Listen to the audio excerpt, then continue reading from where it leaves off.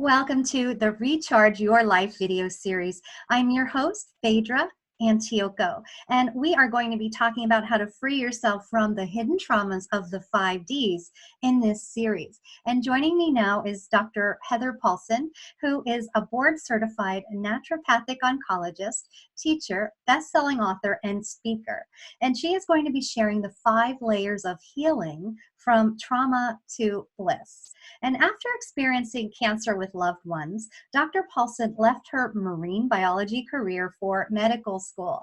And Dr. Paulson works with people undergoing cancer treatment of radiation, surgery, chemotherapy, and she helps them integrate natural remedies to reduce size effects of the tumors and also to reduce the risk of reoccurrence. She also works with cancer survivors to allow them to discover their zest for life, to feel like themselves again.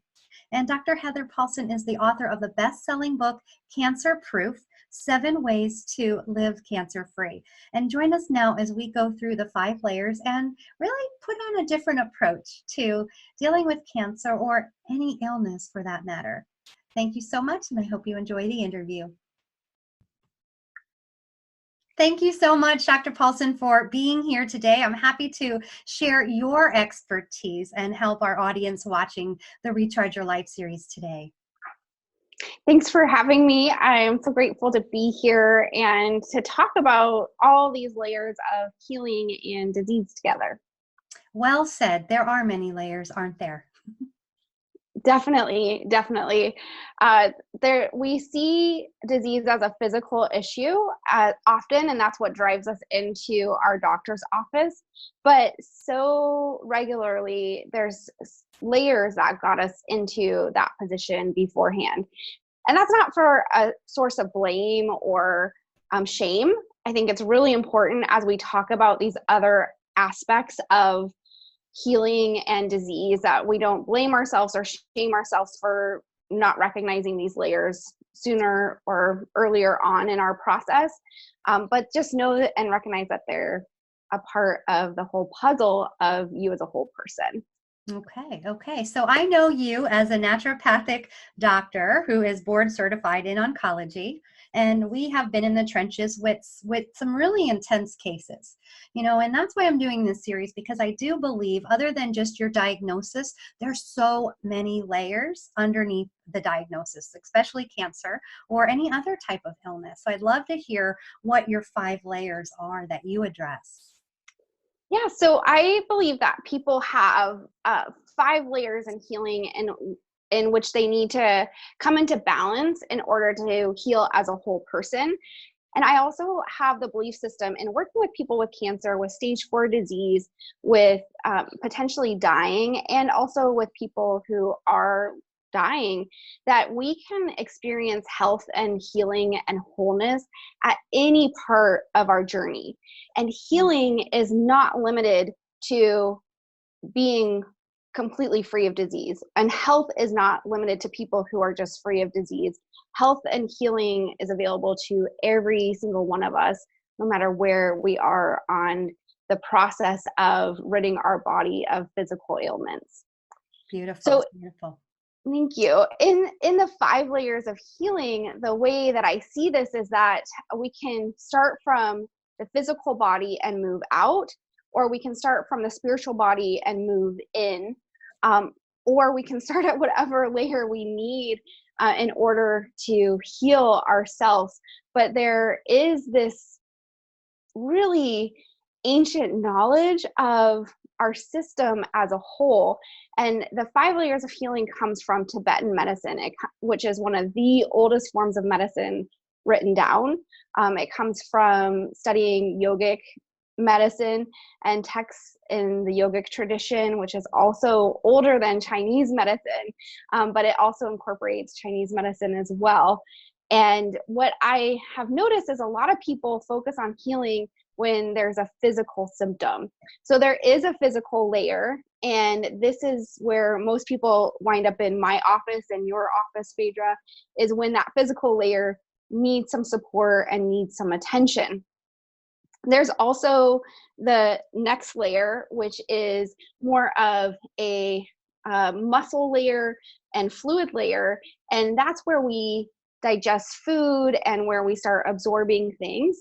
And then we have this mental layer. And this is when we first get into thinking of ourselves as the I am this, I am that, I need this, I need that, I want this. This is where we start doing affirmations and healing from a mental perspective, journaling. So after the mental layer, where we're journaling and coming up with affirmations, then we have the spirit layer.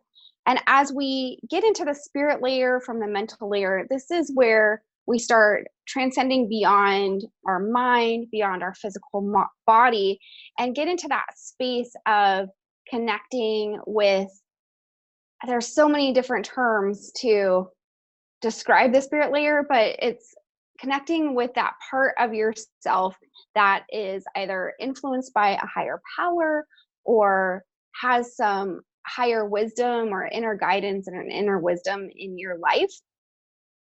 And then from there, we can move into the bliss layer. And the bliss layer, we've all touched this. And I feel like as humans, we're always trying to get back to this point of bliss. And our separation from bliss is what creates the duality between like bliss and depression, bliss and pain, bliss and anything negative that you want to pair it up against. But that bliss layer, I find we touch most frequently, like when a baby is born or someone's graduating, or we have these big events in our life that we're celebrating, and we just allow ourselves to feel the deepness of the celebration of life. And it can also happen in Shavasana if you go to like a really great yoga class, or happens during meditation. It's why so many of us show back up on our meditation pillow, because we had that bliss moment one time in meditation. We're trying to get back to that. But the bliss layer is really about that divine connection where you just feel at peace and everything's quiet and your intuition kicks in. And it's just a really powerful place for us to be in. But none of these layers can function without the other. So we have to have our physical body intact in order to move through these layers. Sometimes if you focus on spiritual aspects of healing, and if that's why you're drawn to listening to this series, is because of the spiritual aspects or the emotional aspects or the mental aspects, and you neglect the physical body, you will have a hard time coming back to wholeness. If you're listening to a series of healing and you're looking at just the food and just the supplements and just the exercises, then you're missing a piece of coming back to wholeness. And that's what I think is really important about your conversation that you're hosting in this series about trauma and healing. And do you feel, because again, we worked with people with, it's just really overwhelming circumstances. Do you see that there's often a history of a lot of trauma in their lives? I don't know if you ask those deep questions, but someone comes to you, they're stage 4 cancer, they're having a hard time, they can't seem to figure it all out, they're overwhelmed. Do you see any patterns? What I see is the research studies which show that if you have adverse childhood events, which is known as ACEs, and I'm sure other people are talking about this, if you have a ACEs score greater than 3, then you're at an increased risk of having cancer. If you have an ACEs score greater than 3, you're actually at a higher risk of your cancer coming back, even compared to people who were treated with the same standard of care as you. Also, if you had a moment of grief or trauma 18 months prior to the onset of cancer, that is very, very common. So we often talk about this in my meetings with people, is what happened a year and a half ago, and how did you handle that particular scenario that happened a year and a half ago? A lot of times you don't come into the office knowing this information. Right. You have to go home and think about it or meditate on it or pray about it and see what bubbles to the surface. But I think for cancer prevention, it's super important to address these childhood traumas or the kinds of things that create a high ACEs score, and to also when a trauma is happening actively in your life, a moment of grief, a moment of stress, a moment of transition, good or bad, that we are actively supporting ourselves mentally, emotionally, physically, and spiritually through these moments of change. Okay, wow. So yeah, like I said, I often see, I mean, it's traumatic cancer. And I do work with my clients who have cancer on this, or diagnosis of it is we have to deal with something's wrong, something's not right. And then you go to the doctor and you sit there and you hear the diagnosis. And I would just imagine my heart would sink. And then it's, what treatments do I do? How do I work out this? Am I going to survive? What surgeries do I need? And then maybe I do survive. And I would imagine there's this kind of hidden underlying fear of, is it going to come back? Mm-hmm. Yeah, the trauma research around a cancer diagnosis is really strong, and they treat it as a post-traumatic stress in psychoneuroimmunology. So it's really clear that the onset of cancer, the diagnosis of cancer, actually does create a trauma response, and it's natural to go into a state of trauma, which includes a little bit of a disassociation from your body, like feeling separate, not kind of knowing which way to turn, feeling foggy. Those are some of the things that people often come into my office confused. They don't know which direction to turn. They're reading all this information and they want to do it all, but they don't want to do any of it. And that is a very common trauma response. So what's important in those moments, whether you're being diagnosed with cancer or you're experiencing trauma from some other news or information that's shifting your life, it's important in those moments to get grounded. And when I study with traditional healers, they talk about getting grounded a lot. And when you're grounded, what that means is you're in present time. You're not thinking about the future. You're not thinking about the past. And one of my teachers, who's a Cherokee medicine man, he likes to say that when you're in present time, everything is okay.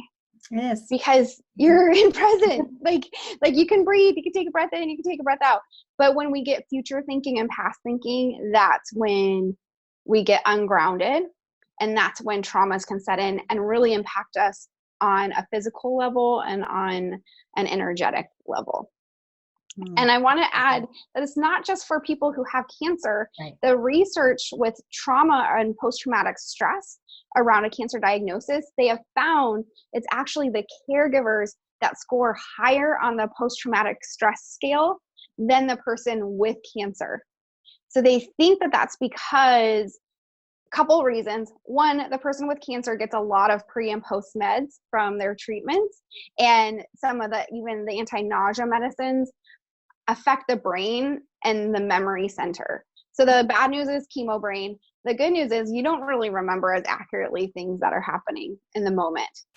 The person who's observing, they are recording everything that's happening. They don't have the blessing, I guess, of some of those drugs that disrupt full memory formation, and they are more likely to score higher in the post-traumatic stress scale. Okay. Yeah. In my world, it will be, we go to fight, flight, or freeze. And that's that dissociation where you check out and then you come in and it's like, okay, I'm going to do my research. I'm going to look at what's going to help me. I'm going to go see Dr. Paulson. I'm going to research natural medicine. I'm going to do whatever it takes. And then that fight comes in. So it's many layers of that. And I'd love to get your opinion on the chemo brain. It seems like it is the remaining gift that keeps on giving, whether it's the neuropathy in your toes, I hear a lot of, or in your hands, or the chemo brain. Can people overcome that, Dr. Paulson? I believe that people can overcome chemo brain. And it is something that I see people heal from. It can be from many different sources. So it can actually be a disruption in the neural pathways, and it can be an inflammation in the brain. It can be because of hormonal changes. It can be because of trauma. Because there are so many things that can be affecting this sense of chemo brain or the foggy headedness after treatment, it can take a little bit of time to really put all the puzzle pieces together. But if you're patient, I believe that it can be reversed or at least reduced. Okay. And it does take a little effort sometimes. And most, I would say many, not most, many doctors might not be, educated. More natural treatments, supplements are being introduced even in the general medical area now in the medical centers. But there's this inner knowing, there's a drive to push through, to educate yourself, to move on past it and not letting it keep you stuck. It's those low or the high A scores, I think, that oftentimes there's people who tend to be stuck. The more we have, the higher score we have, the more trauma, the more limiting beliefs maybe to move through it. I don't know if you've seen that. I have highly motivated patients. So I don't see that too much, the stuckness in my practice. And if you are feeling stuck, I highly encourage you to work with somebody that helps you move through those blocks within yourself, whether that's a counselor or it's unwinding some of the myofascial tissue to help release some of the stuckness, or using the right medicine, whatever that right medicine is for you, to move those blockages and to move through it. It's what we are all blessed with the opportunity to move through blockages, no matter what our life looks like on the outside. Absolutely. Absolutely. And I know you've found this energy piece of pranic healing, and I'd love to just kind of bring that into people's awareness. Maybe they're not familiar with it. Could you share about that, pranic healing? Absolutely. So pranic healing is a type of energy healing that's very systematic, and it's very much based on, okay, this is your physical ailment or your emotional ailment, and these are the parts of the energy body, the parts of the energetic system that tends to maybe get offline or dysfunction or hyperfunction when this physical or emotional ailment is in place. What I really like about pranic healing is it's very logical, and there's protocols that say, okay, step 1, step 2, step 3, very, they call it like cookbook energy medicine. And these protocols are proven out in research studies. Are they? Yeah. So as a doctor, I appreciate having real information in terms of clinical outcomes with some of the protocols that have been used for decades.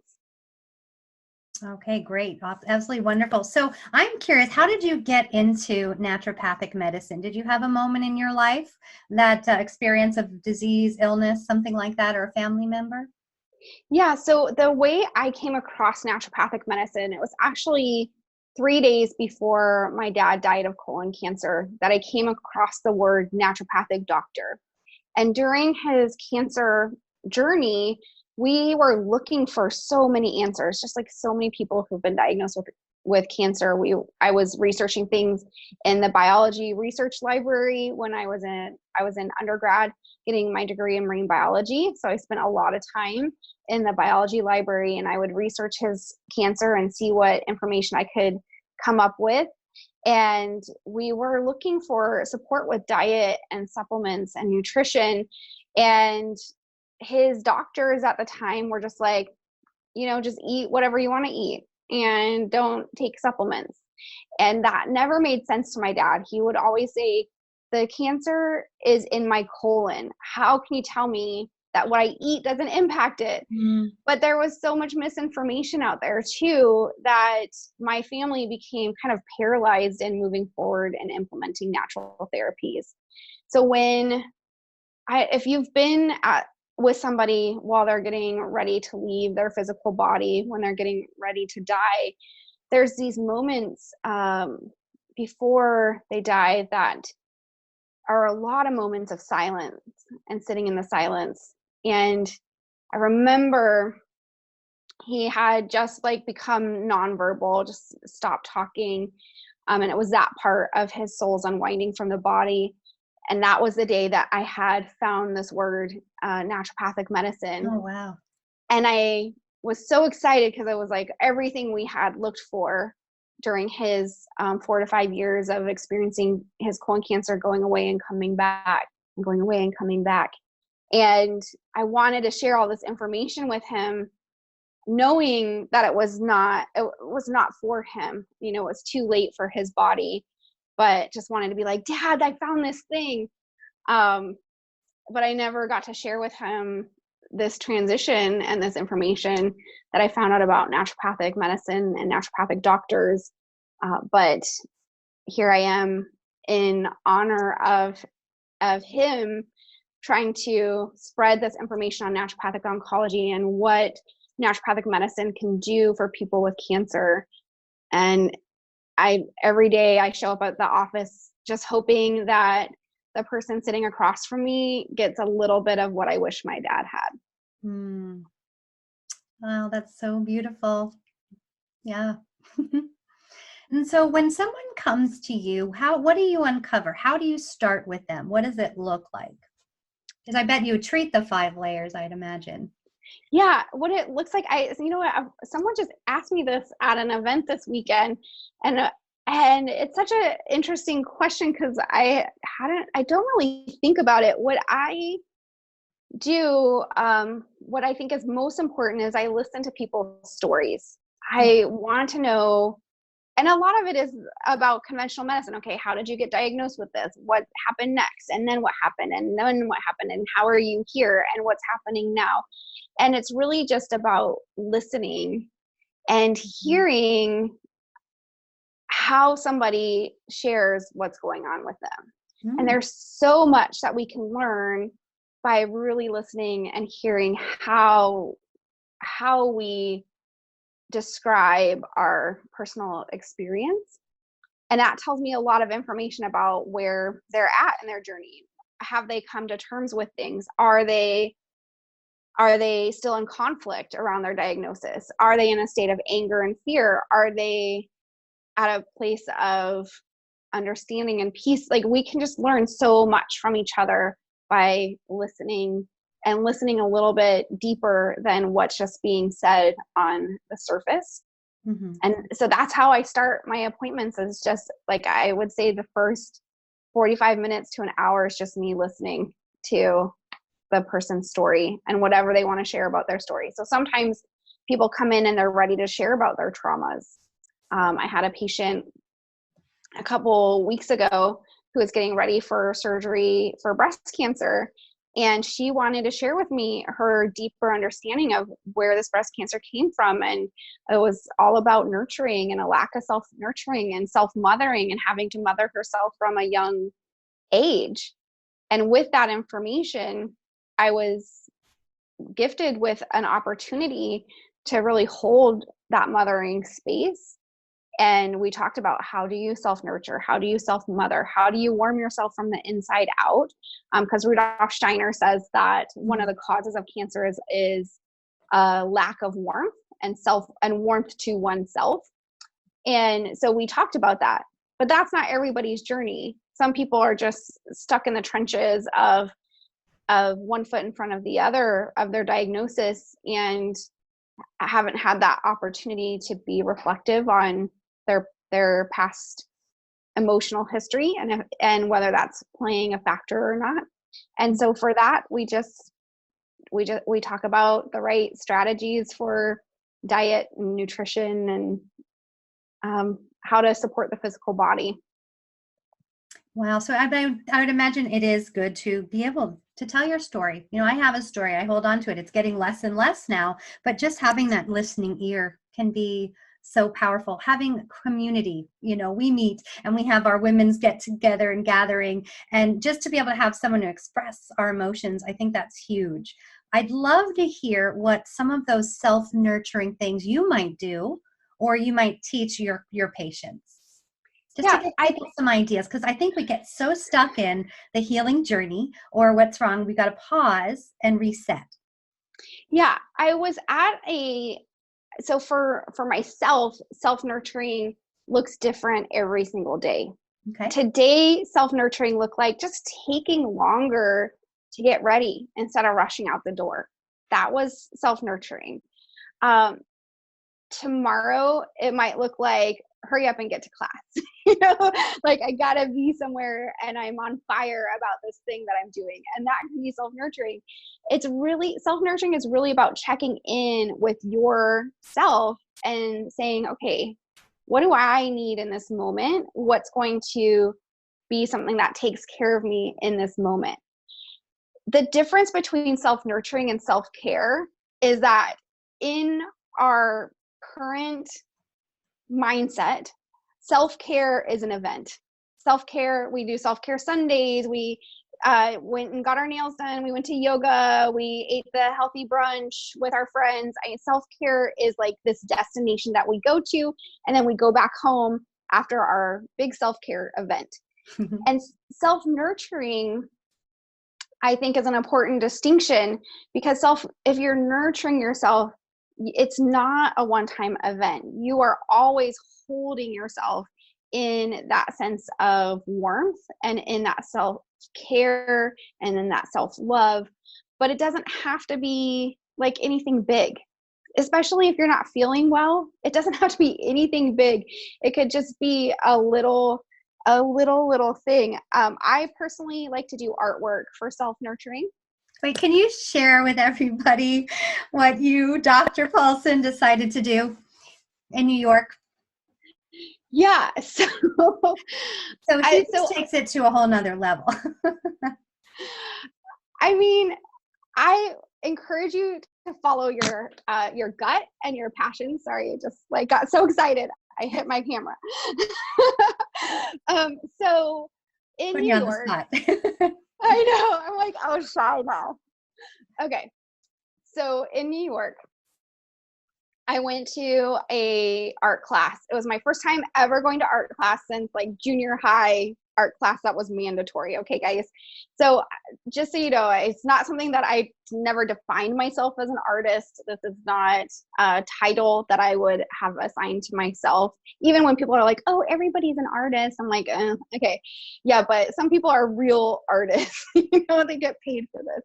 So I went to this art class in New York with Alex and Allison Gray, who are very famous artists in the visionary art community and globally. Mm-hmm. And knowing that there were going to be real artists there that get paid to do art, I was terrified. I was petrified and got nauseated every time I thought about going, but I had to go. So that is something that I did for myself. It has nothing to do with, at the time, it had nothing to do with medicine and with healing. And it really only had to do with what I needed for me and for my own self-nurturing and for my own self-growth and my own self-expression. And when I say self, there's the lowercase self and there's the higher case self. So lowercase self is like you and I in this present time in this physical body. And then in spiritual texts, there's the capital S self. And that's often referred to as your spiritual self, your higher self, your inner guidance, the Christ-like consciousness within you. I so many different ways to describe that capital S self. But it was something that I needed to do for the nurturing of that spiritual self within me. And that is self-nurturing. That you had a calling and you did it. And I pulled up a picture because you guys probably do know Alex Gray's work. This is an example of it. It's just one of a million. I mean, look it up. It's really great. And this wasn't just, I'm going to go to a little artist. This is like the artist. You flew across the country because you live in Arizona. You had a calling and you felt that calling and you acted on it. And I think from knowing you that really it's opened up so many new doors for you, awareness for yourself. Yeah, I did an Instagram post on this, and it's just really funny because before this art class, I literally showed anything that I painted or drew with maybe 5 people in my entire life. Like 5 people, guys. And then I went to this art class and they had 5 minutes of fame, and we were given 5 minutes to share with the art class what works we had been working on. And so in this art class, there were 52 people, plus Alex and Allison Gray, like giving us feedback on our work. And so I was so nervous. I present in the public all the time, but I was like shaking, getting ready to present out there, didn't you? Yeah. And then from there, so I presented to 50 people. So I call that my 10X moment. I 10X my art sharing. And then from there, one of the pieces that I sketched while in New York at this workshop, I painted when I got back and submitted to a art show here. And now I have art and just on display in a library in Mesa, Arizona. And it's just like the craziest things can happen. But going back to that patient that was talking about self-nurturing, after I saw her, I sketched a piece that had to do with breast cancer and self-nurturing that inner child and becoming your own mother and coming into that space of self-nurturing. And I feel like that is part of what's coming through from this experience is visionary art is art that connects people with the highest self and connects us to that divine nature within ourselves. And to me, it's a source of healing. It's one of the most purest forms of healing. And so to be able to now have art that I can give back to patients that they can visualize and tap into for their healing process. So I'm seeing symbols and different colors and things like that coming in for people to use as healing, as talismans in their healing process. And it's been really weird, guys. I'm not gonna lie. It's really weird, right? I'm like a PubMed girl. Like I love reading the research studies and quoting stuff like that. But there is a wholeness that we're all trying to reach in our own process of healing. And I think having visions and seeing things and being able to tap into artwork is a really important piece of healing. What I love is you are a doctor. You say, I am a doctor. I am not an artist, but I'm going to fly across country and take on this big challenge for a weekend, you know? And that's so beautiful. And that's what I believe people, we need to shake it up a bit and get out of our box and try new things and give ourselves new perceptions. And you definitely flipped yourself around. You challenged yourself. And I could see just how much it's brightened your world. Absolutely. It was 5 days of art class. 5. Yeah. And we started at 9 a.m. and then we would end at midnight, you guys. So I had never painted with other people in the room before. I had never been to like art studio time. This was not part of my experience prior to this 5 days with other artists, other visionary artists. And it's a blessing to push yourself out of the box. You know, it's scary. And like I said, I was ready to puke. Like I was legit nauseated. But sometimes we just need to cross those thresholds. And I, like you and like everyone watching and listening, have my own processes that I am grieving through and my own losses and my own traumas. I have a really high ACEs score from my childhood, and I have my students I teach at the Naturopathic College, and I have my students take the ACE test. And one of my students said, oh, well, how would anybody get less than a 4 on this? And like 4 is like legit trauma. Like you're at a high risk of alcoholism, drug use, and chronic pain, cancer. And as a healer in the healing profession, it's very common for us to have a high ACE score. That's why we are drawn to helping others. Mm-hmm. And so this art piece for me is part of my own healing process. And you have to find what's part of your healing process that's going to unlock parts of yourself that have been hidden, that have been balled up into tumor cells, into pain, into whatever is showing up for you physically. We have to find the pieces that help us untangle that knot and unwind that connection. Yeah, that's definitely your example of going to an art school for a week. That really is a way to recharge your life. I bet it just kind Mhm. of brought some new energy and just, really opened you up. And can you speak a little more of, because I know one time I asked you, I said, Heather, why are, because we deal with some intense cases and it's sometimes heartbreaking. Like, how could this happen? And it's layer upon layer. And that's what brought me to study trauma and the hidden traumas, because I do see when people come to see me or we work online that there are these, like, it's almost like our body's a hologram, and it can store trapped emotions. It can store past injuries, falls, emotional hurts. And I asked you, what is a common factor, maybe why you think so many people are struggling with cancer, especially breast cancer? And I believe you told me forgiveness. They have a hard time with forgiveness. So I want to talk a little bit about your experience working with people in the trenches and what you've kind of hypothesized.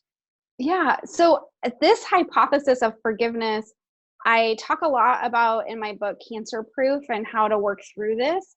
But it's not a hypothesis that I came up with, just so you guys know. I am a constant student of cancer and constantly seeking answers to this very complicated disease process that really none of us have figured out from a biological perspective. I mean, we keep getting pieces of the switches on and off right. We're expanding our genetic knowledge, our immunotherapy knowledge, but our complete understanding of cancer is really mostly still in the dark. And I love studying with traditional healers because they see the body so differently than I was raised, and so differently than, and when I say I was raised, I mean like in the medical model I was raised in. And I feel like I was raised in the hospital. That's where I did my residency. I did my residency in cancer care in a hospital in Indiana. And so that's where I was raised, in that environment, in that dichotomy. And I asked a Mauian healer that I had the opportunity to spend time with. At the end of our session, at the end of us spending time together, I was observing him collect herbs and process herbs and make medicine. And at the end of our time, he looked at me and he's like, "Do you have any questions?" And I said, "Yeah, yes, I do. I do have questions." And I said, in my world, in the way that I've been trained in medicine, cancer has all of, these different causes. In your training in medicine and healing, what do you believe the cause of cancer is? What do you think the root of cancer is? And he looked at me in the eye and was like, "Oh, that's easy. Cancer comes from lack of forgiveness, anger, and resentment." Okay. And I was just like, "Yeah, okay." And so I had to reflect back, and I reflected back on my own history of cancer, in terms of my loved ones that had been diagnosed with cancer, and that resonated with me. My dad, on the surface, was like the nicest man. To this day, I still get Facebook messages. He died in 2001. To this day, I still get Facebook messages from people about how he changed their life, how much kindness he had, how just really giving and loving he was. And he was those things. But he had a lack of self-expression when it came to anger, when it came to a lot of different emotions besides love and happiness, And I think I read this book called the Dance with Anger, that kind of talks about the positive sides of anger and the negative sides of anger. And I think a lot of times we're conditioned in our emotions to think of certain emotions to only be negative. But anger gives us feedback on if we are in a fight or flight, and if we need to move through something, if we need to get into an area of protection and safety. And so that when he said lack of forgiveness, anger, and resentment, that really resonated with me. And I started looking at my patients and talking to them. Okay, where are you getting stuck in forgiveness? Or like, what past thing has happened to you that you haven't been able to release yet. Mm. And we work through that. We talk about that. There's some meditations that I recommend for working through forgiveness. And it doesn't matter if the person's living or dead. You can still do forgiveness work. Okay, so like meditations would be good. Do you have any words that you would say out loud? Anything? Any affirmations or I think forgiveness? so. One of the forgiveness techniques that has been passed down through pranic healing through Grandmaster Choa is one of the phrases that really sticks with me is that we've all made mistakes. We're all learning and growing and evolving. I've made my fair share of mistakes, and I hope that the mistakes I have made to others can be forgiven. And I forgive you of your mistakes, because we've all made mistakes. And that really, like, that is powerful, to acknowledge that, you know, we're all human. Nobody's getting out of this unscathed. Nobody has transcended through perfection. Any leader has an opportunity to have a fall and make a mistake. And any of us have made our own stack of mistakes.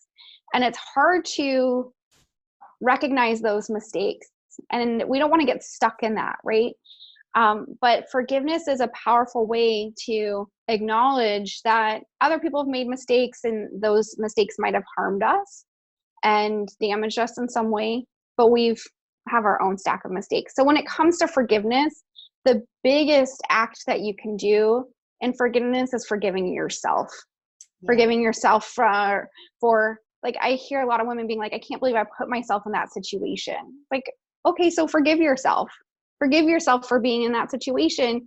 And now that you've forgiven yourself for being in that situation, only then can you even consider forgiving the person that harmed you.